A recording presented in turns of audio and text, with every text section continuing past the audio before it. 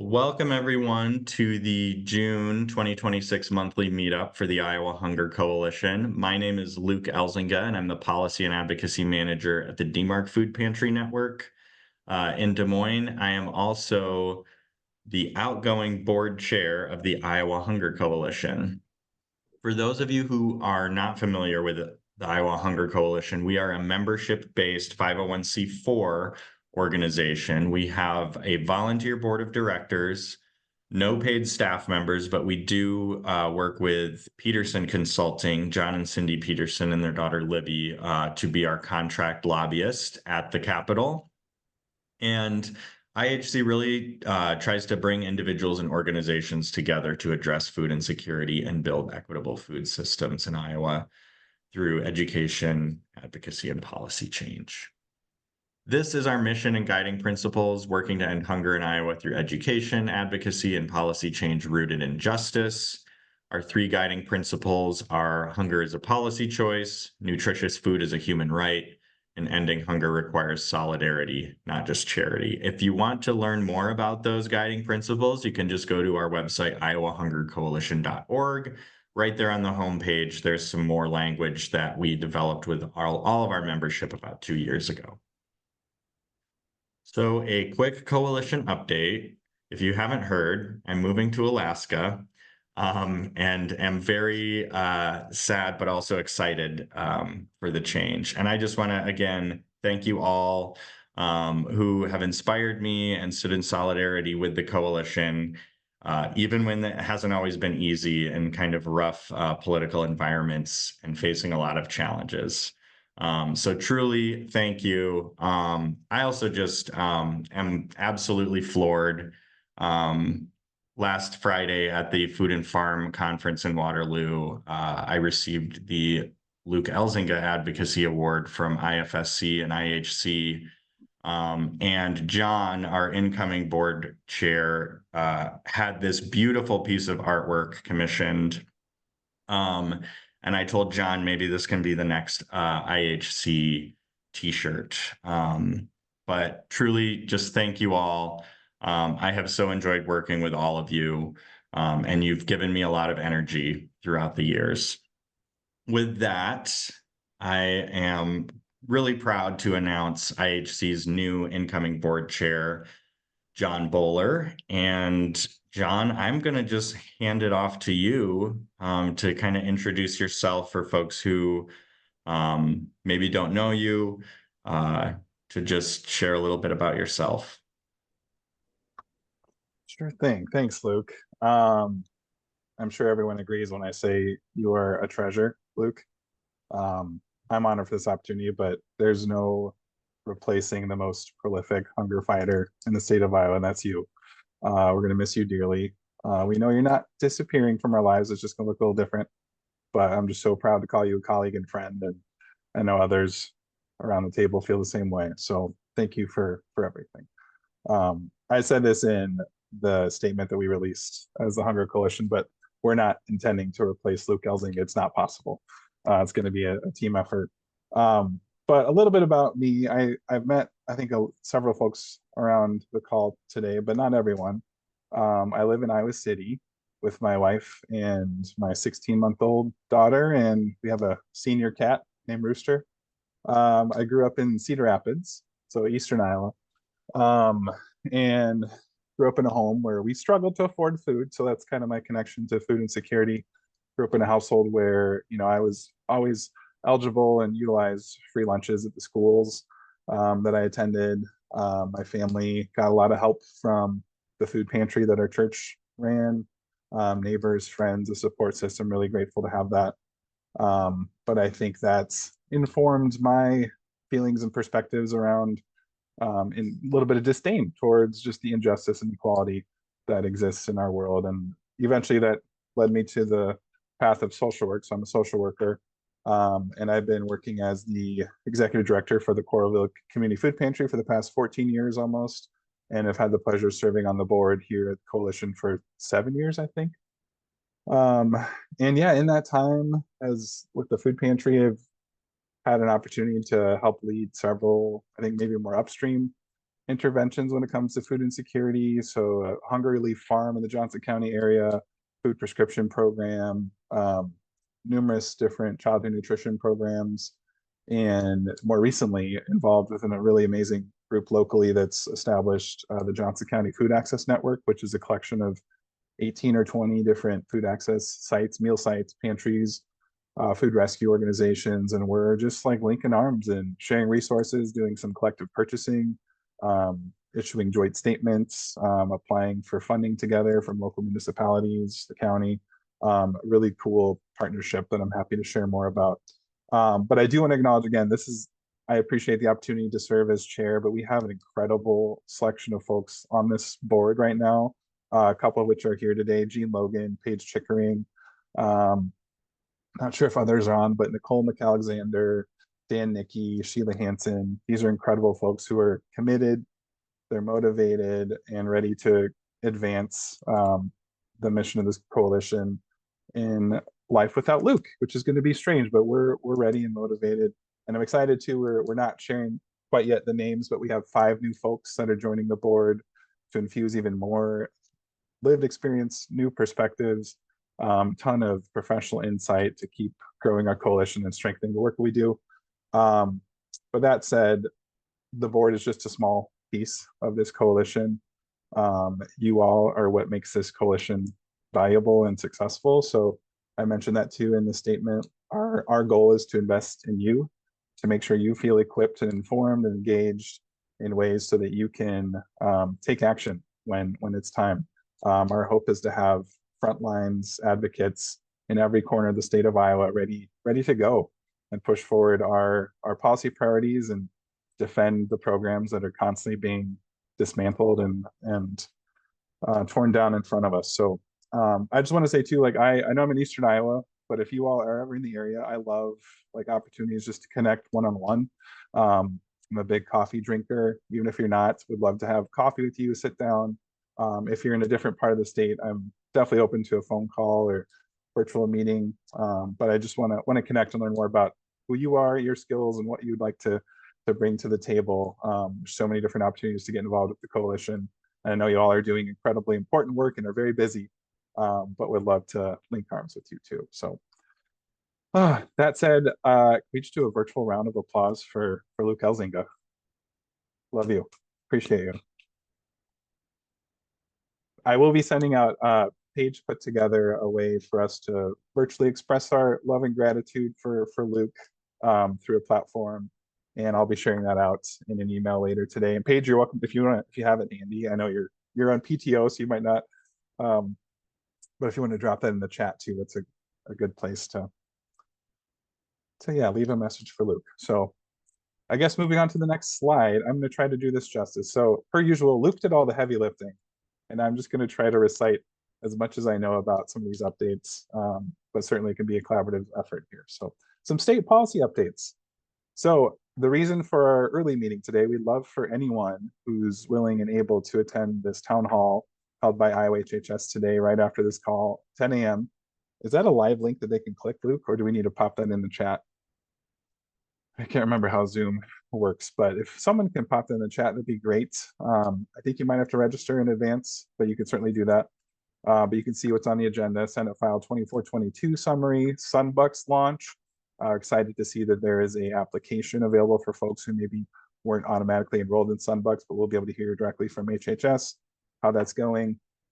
Any other tips for how we can get the word out?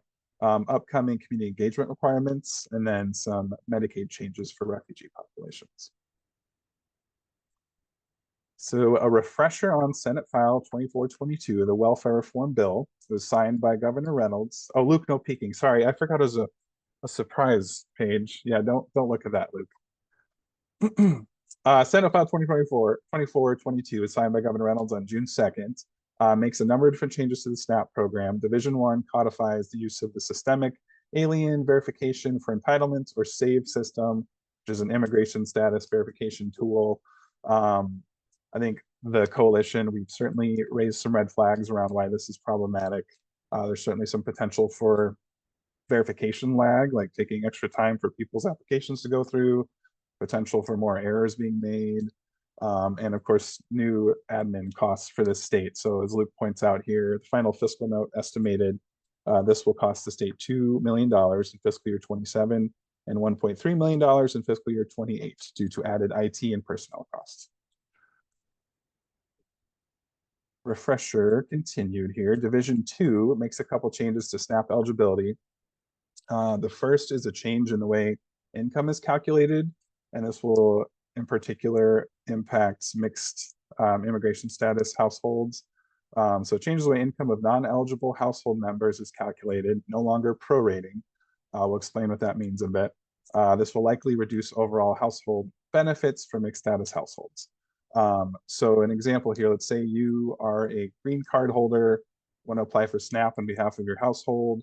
Your spouse maybe doesn't have their green card and they're deemed ineligible for SNAP due to the new changes from HR 1. Historically, I believe the income of the ineligible household member was still was not counted towards the whole household's calculation, but now it will be, which will certainly lead to a reduction of benefits for those households and potentially complete ineligibility. Is that correct, Luke? Is there anything else you want to add? Yeah, basically they prorated the income of those ineligible and now they're counting the entire income. So this could reduce benefits by hundreds of dollars for Yeah. households. And then the SNAP error rate, you all know, like Luke has been mentioning this for a couple of years now, putting this on our radar, but that is very salient issue. One of the changes that was laid out in HR 1, excuse me, there would be a cost share structure that will be tiered, and it'll go live in fiscal year 28. Depending on how high the error rate is for certain states, they could be on the hook for anywhere from 5 to 50% of their total benefit allotments to SNAP recipients. Iowa has been just kind of below or hovering around the 6% payment error rate threshold. And if they were to surpass that, the state would be on the hook for potentially $25 to $27 million to ensure that the same level of benefits were allotted to recipients. So Section 5 of this bill requires a quarterly report of the state's payment error rate just to keep everybody up to speed on where we're at in anticipation of that being a challenge for the state. Next slide.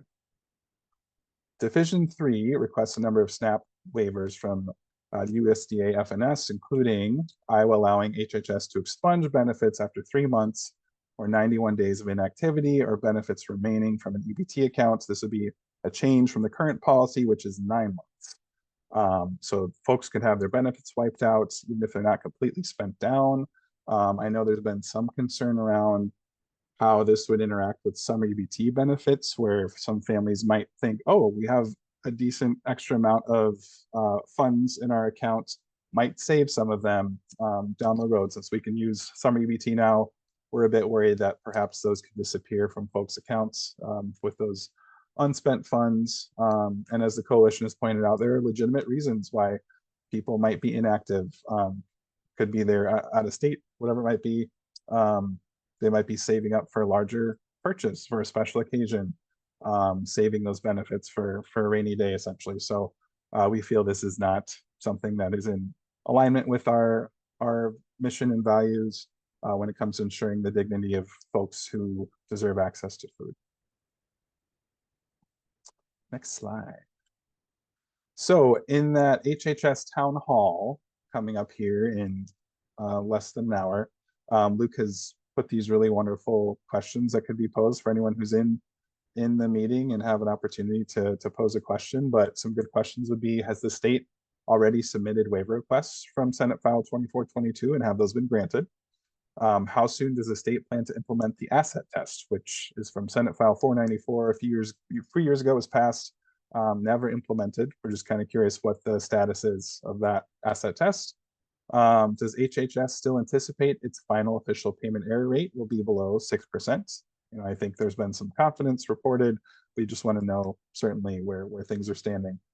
How should SNAP participants and community organizations go about sharing any complaints or compliments, which would be rare but maybe possible, with HHS in regards to the SNAP restriction waiver, which has been in place since January 1st in Iowa. And I would love to hear from you all too, if you're hearing things from the folks you're serving and working with. We know it's been a challenge for folks who are usually relying on accessing ready to eat meals from convenience stores.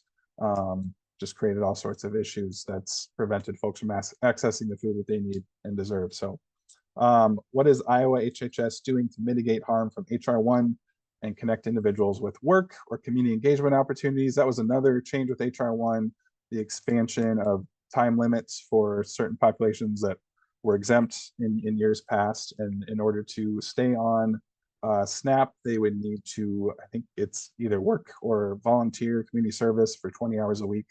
And we're curious if HHS has been in conversation with folks about that, helping them connect with opportunities to do so. Our fear is that people will just get dropped from SNAP, and it's these work requirements aren't helping, which historically they have shown not to do so. Anything else you want to add there, Luke?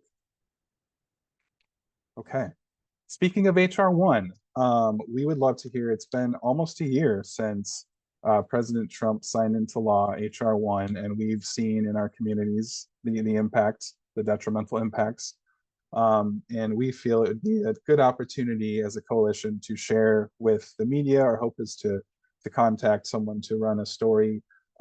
Basically, 1 year later, what does it look like in our local communities? What's the impact that's been had that we're seeing on the front lines?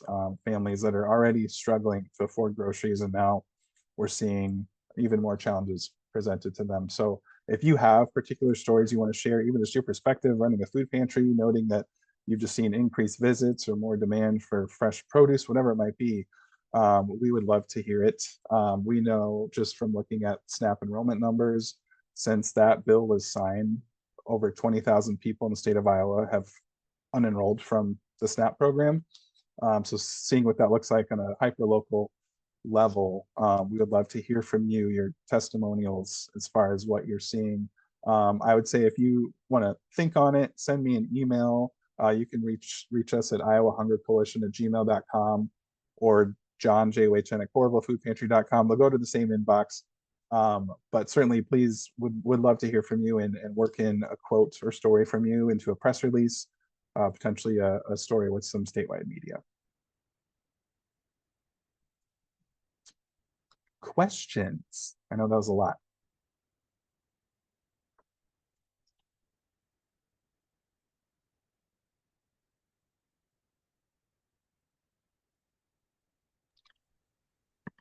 Well, Ron, I see that you've put some things in.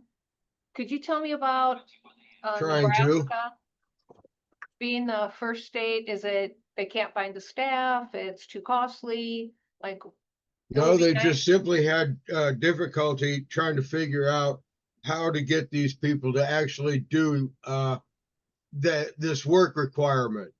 There was even discussion about sending people from Omaha west to places that are needing ranch hands, for example.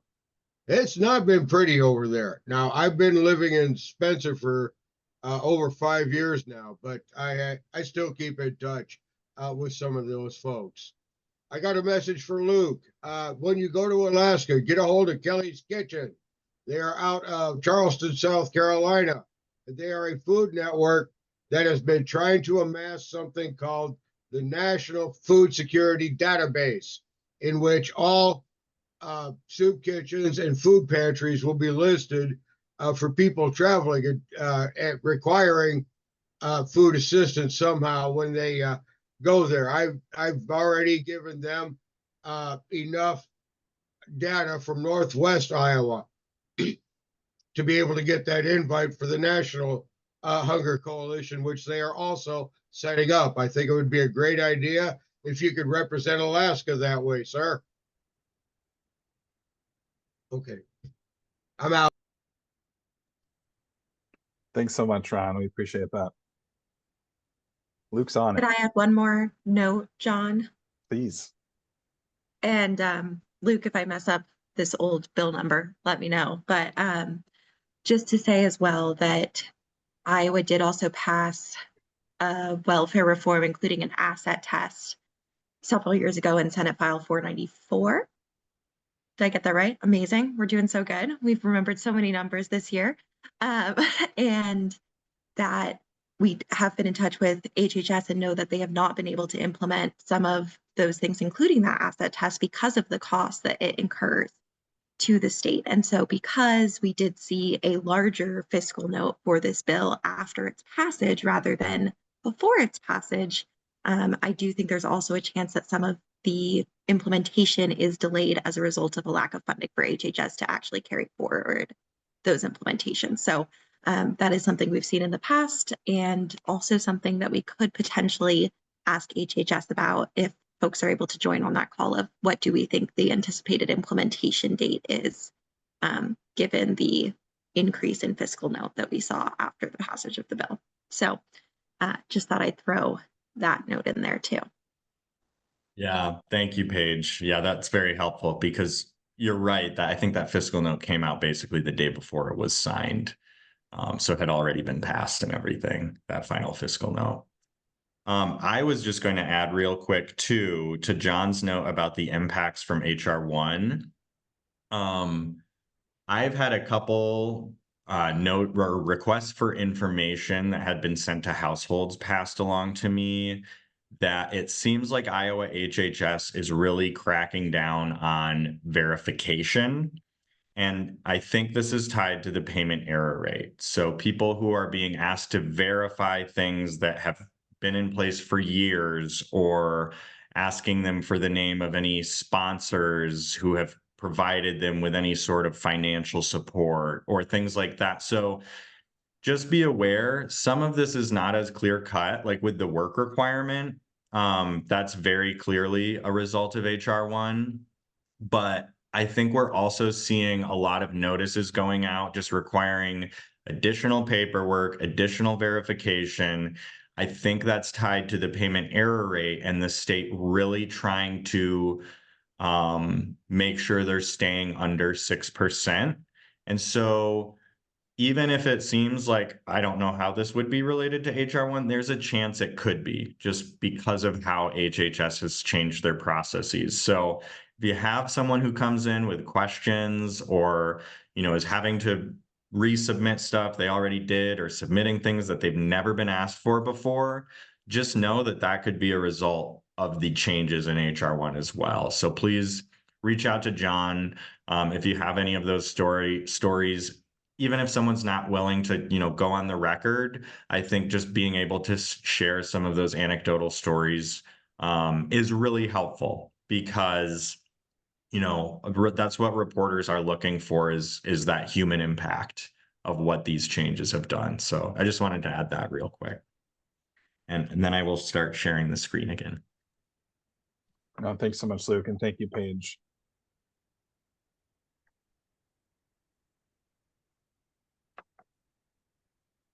Federal updates. We'll do a couple, and then I'm going to hand the baton back to Luke too. So, if you've been following the Farm Bill at all, there was, I think they're calling it a skinny Farm Bill that was passed by the House of Representatives, April 30th, vote of 224 to 200.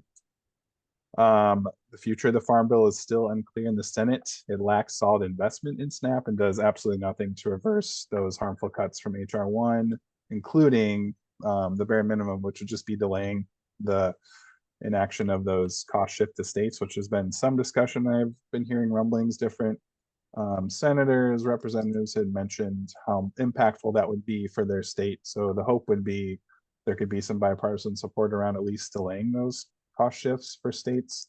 But yes, the House passed agriculture budget bill, also makes harmful changes to WIC.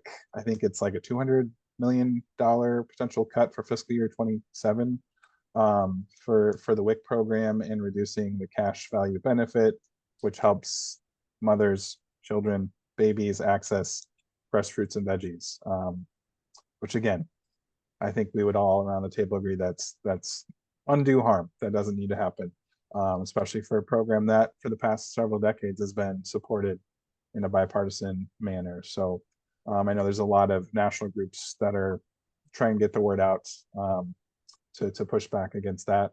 And if you know these two faces, feel free to reach out to these folks. Doesn't hurt. Let them know, one, we would like, I see Ron's gesture. And yeah, let them know, maybe one, can we delay the cost share to the states? And two, let's protect WIC. Like, that should be the baseline. Yeah, thanks, Luke. Anything else you want to add there, Luke? And then I was just going to say, I think we all deserve to hear you nerd out one more time before you leave us. And I think this is a great place to do so. So Actually, I'd like to chime in a bit because Yeah. Coupling all of this with the farmers' inability to sell their soybeans, which is pretty big in my area. Yeah. A lot of soybeans that were grown here were supposed to be sold to China, which they are no longer buying anymore. So just couple all of that with the inability to sell. This region is going to hurt like I don't think they understand how. Okay. Thank you, Ron. Yeah, well said. For sure. And I would just also say, input costs, the impact from, the war in Iran on fertilizer prices, definitely. We know a lot of rural Iowa is really struggling right now. Well, I am going, if you haven't heard me nerd out about broad-based categorical eligibility before, here's your chance. Unfortunately, it's not exciting good news. There is currently, and has been for months, a draft rule change at the White House Office of Management and Budget, OMB, which is headed by Russ Vought, the author of Project 2025. And this proposed rule change would eliminate broad-based categorical eligibility for SNAP. It hasn't been released yet. There's speculation that this could also be the potential target for future cuts to SNAP in a reconciliation bill. Basically, if they do the rule change, there's no quote unquote cost savings in a bill. But if they did it in a reconciliation bill, then, this could be a pay for, basically cutting this program to pay for something else. So that might be why we have seen this kind of slow walked and just stalled at OMB. But what broad-based categorical eligibility is, it's basically a policy mechanism that allows the state of Iowa and like 46 other states, I think, use this to raise the income eligibility for SNAP above the federal floor of 130% of the federal poverty level up to 200%. Iowa has landed at 160. If you've followed along over the years, this is something we have tried to, talk about in terms of raising that to 185 or 200, because we know that there's a lot of people who fall above that 160% and still struggle to put food on the table.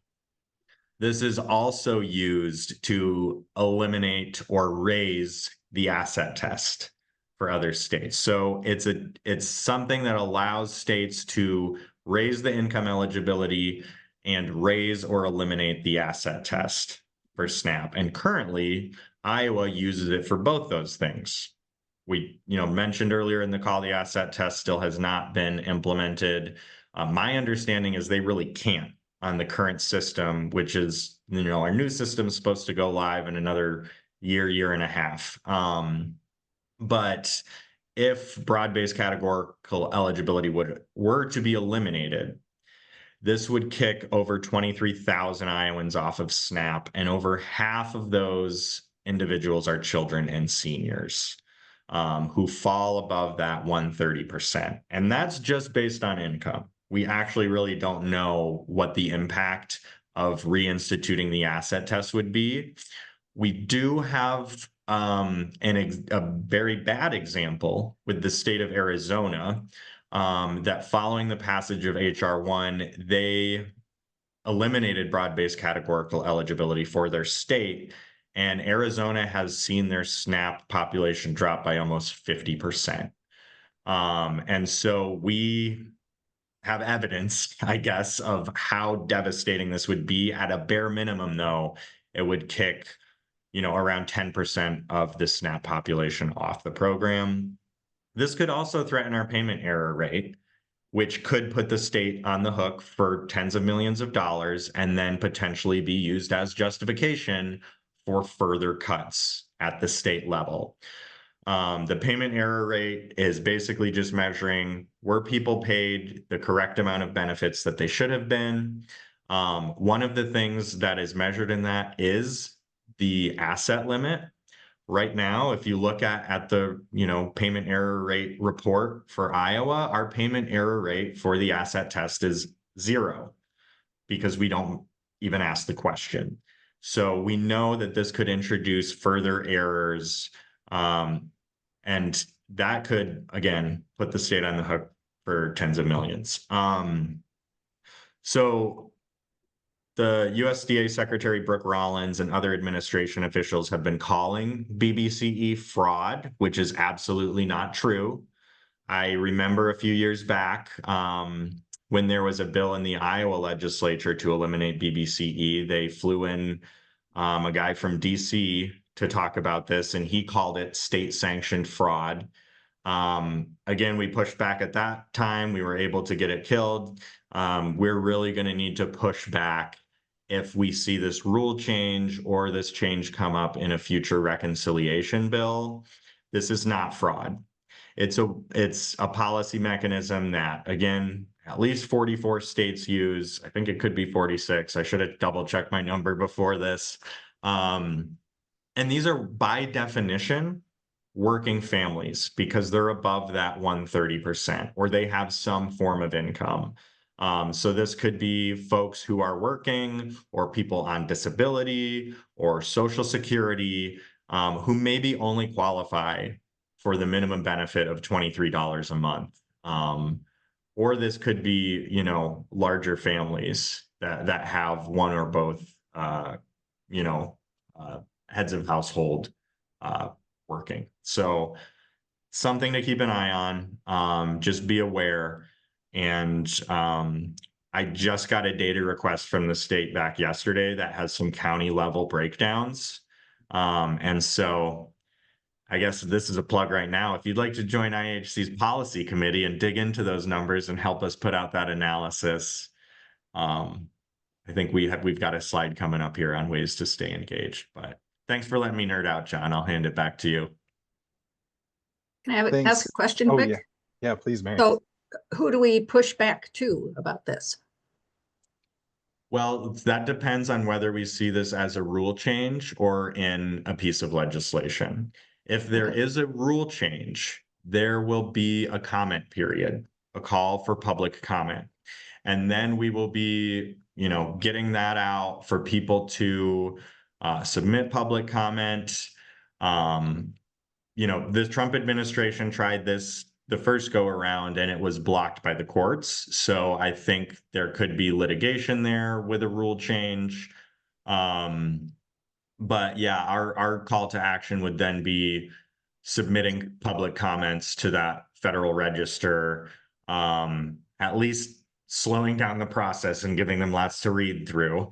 If this were attempted through a reconciliation bill, then we would be contacting our members of Congress, our senators and representatives to let them know the full impact and how many people would be forced off the program. The nice thing about Iowa is our congressional districts are not gerrymandered, and they follow county lines. And so we are able to get congressional district impacts from that county level data and would be able to very clearly tell members of Congress, this is how many people in your district, how many kids and seniors would be kicked off the program. So it just depends on how they go about trying to make that change. But as soon as it happens, we'll be sure to send out an action alert on how people can speak out. Okay, thanks. Great question, Mary. Thank you. Thank you so much, Luke. I know it's like not great news you delivered, but you deliver it in such a informative way. We so appreciate. So love to just open it up for questions and discussion. I did, before we just open it up for the room, I want to just plug, we will be having monthly meetups still. On a page, if you want to say anything about this, but Paige has kind of been helping outline what the next few calls will look like, and we'll be releasing more information soon. But Paige, if you want to give a sneak preview, sorry to put you on the spot. No problem at all. Yeah, so we've been discussing kind of how we want to proceed with monthly meetups moving forward to ensure that folks who are able to join and attend get the absolute most out of those meetings. And we did put out a brief survey to collect some information from you all. And what we really found is that folks really appreciate the policy updates and opportunities to connect with other pantry partners and share resources across the state. And so moving forward, that's really the focus of those calls. Because I love alliteration, we've decided that we're going to be calling these our From Pantry to Policy Connect calls. And so we think that really embodies what we try to do with our mission, is utilize the lived experiences and understanding that we gain from our pantry partners across the state to inform policymaking decisions and bring that to both Des Moines and Washington, D.C. So that's really the goal moving forward. And in July, we're going to be focusing on summer meal site options. I'm hoping to be able to have a couple different speakers to talk with us about some of the summer food kind of supports that are being made available, from summer EBT to summer food service programs and summer meal sites across the state, so that folks can inform their community members when you see folks at pantries and things like that of that nature. I'm hoping to get a rep from either HHS or Department of Ed from Iowa to speak with us a little bit more about that. But if we aren't able to secure that, then you'll probably just be hearing from me, and I'll be providing some additional info. And then also kind of opening it up for some discussion and small group discussion questions and resource sharing of, are we still seeing kind of those increased numbers and needs and higher demand rates in pantries across the state in the summer months? That is something that we often see. And how can we best respond to that increase in demand within our communities? So that's a little bit of a sneak preview for what we have next month. I will also hopefully be unveiling our full year of Pantry to Policy Connect call kind of topics, so that y'all can know what we have in store and planned for you moving forward. And I will be working with the board to get kind of that schedule nailed down and all of those great calls set up for you. And we will hopefully do something similar moving forward, of have some sort of guest speaker, provide policy updates, and then also provide good resource sharing opportunities for pantries across the state to connect. Next month's meeting, Ron, I believe we decided, John, on July 15th. Yes. We'll send and out I believe, a reminder and a link, but yes, go ahead. Yeah, we are having to switch over our Zoom link. So John is going to be sending out a new recurring monthly Zoom link. And we are going to be moving to the second Wednesday of each month moving forward, just because we did need to move that July date. Just want to keep with a nice schedule based on that. But happy to answer any other questions. I think that's primarily what we have in store. And in case anyone did not see, I did throw an action alert in the chat, and I will do so again. For folks to use, you just type in your name and information, and it'll send a message asking for that delay in the SNAP cost shift for states. I think right now, at least in communicating with our kind of government relations folks and those in DC, we think that's the most realistic possibility in terms of getting something done about some of those changes that were made as a result of HR 1. Although we would love to see more significant rollbacks and support for states, this seems like maybe the most politically feasible in this current climate. Additionally, though, if you would like to add a note in about preserving WIC funding, because targeting our senators is really essential for that. We did see about a $200 million cut to WIC. There's discussion about whether or not that will impact participants, as we've seen participation rates also decrease for WIC, but we do expect those rates might creep back up as grocery prices continue to rise. And it would also take away some flexible virtual options for WIC participants that helps both rural and working mothers and their children, as well as WIC staff, be more effective and efficient in their positions. And so we're asking for virtual appointment options to be retained for WIC, as well as no cuts to the program. We want it to be fully funded. We are concerned that those cuts will specifically impact something called the cash value benefit for fruits and vegetables, which is a specific kind of bucket of funding that goes to participants that can only be used on fresh produce. And, as we discuss how we can be healthier and how we can ensure that folks have access to the nutrition we need, we think a cut to a fruit vegetable benefit moves us in the wrong direction. So that's my last plug. And yeah, I think that's all from me. Thank you so much, Paige. And yes, Claudia, that will be our goal starting in August to do the second Wednesday, but stay tuned. We'll send out official announcement and opportunities to add those to your calendar. So I'm really excited. I think those calls are gonna be really beneficial and collaborative. So thank you, Paige, for leading the charge on that. And as Luke referenced, there are opportunities to get further involved. And I mentioned earlier, like, if you want to reach out to me individually to chat more, but we do have some committees that we are opening up, like, participation to anyone. We have a communications committee, an outreach committee, a policy committee. Is that it? Those are the three? Yeah, those are the three for now. So if you feel like, Paige, say something. Oh, also, Yeah. I was going to say, John, I thought that we needed to change to second Wednesday for that July, but that is the third Wednesday. So I know that disregard that. And was I on a Wednesday, which is apologize. sneaky. I apparently can't count. So I need to practice some math, but I apologize, everyone. It's summer. Who's counting? That's okay. Yeah. So, but we do have a few more minutes, and I want to make sure people have time to sign on to that HHS town hall afterwards. But is there anything folks want to share? Things you're seeing, noticing, questions you might have? Want to brainstorm with the group? This is the place. Just want to say thanks to Luke again, and good luck for your next assignment, challenge, whatever you call it. And I hope you have a good time in Alaska. Hunting deers, maybe. Sometime. Thank you.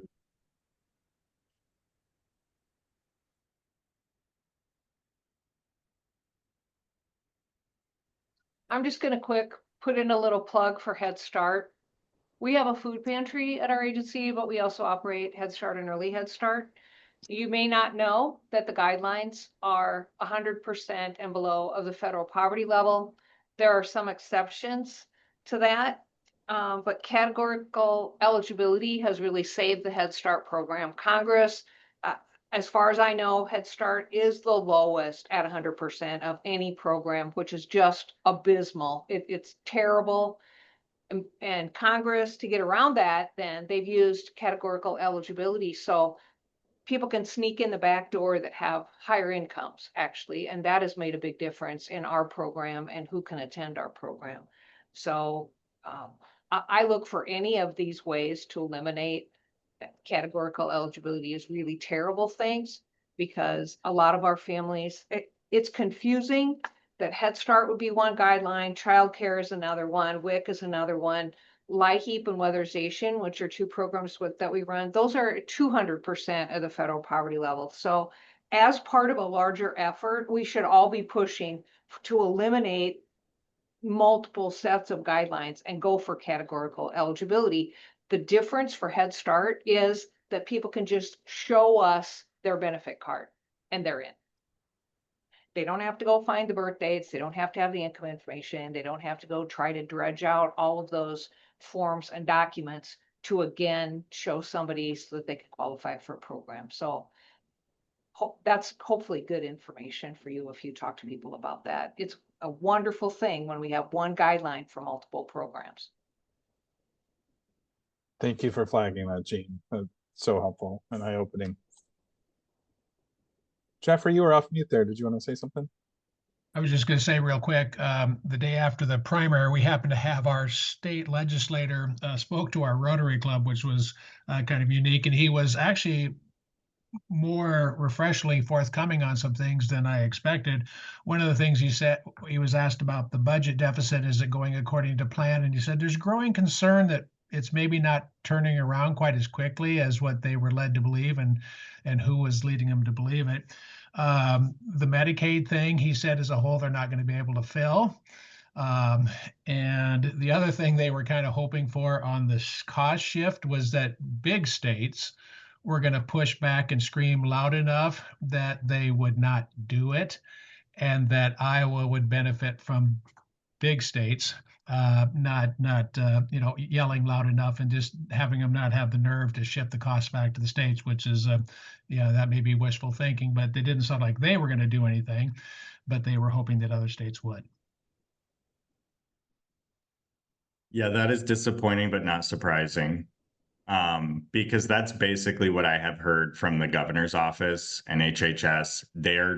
They would love to see a cost shift delay. They're not willing to advocate for that. They're hoping that the National Governors Association, honestly, they're hoping that blue state AGs will sue, which is really frustrating when they know it's going to harm their citizens, but they're not willing to go against the Trump administration. Getting me fired up. Yeah, he said big, he meant a different word that started with B. Jeffrey, who is that who is speaking? Representative Bain. Okay, thank you.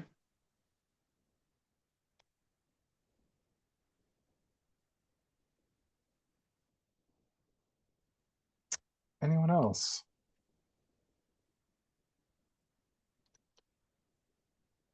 We're gonna miss you so much, Luke. I'm gonna miss you all too. You know, it's a 3-hour time difference. I can hop on at 7 a.m. before I go into work to say hi on some monthly meetups. It's gonna happen. Good. I'm glad to hear that. We hope so. Well, if there's nothing else, I think we'll wrap up. And yeah, we all so appreciate you, Luke, and are so excited to see what you're gonna be up to next. We'll bring you on as a guest speaker too. We're not gonna let you go off that easy. So Fun. thanks everyone. We'll be in touch. Thank Have a great rest of the day.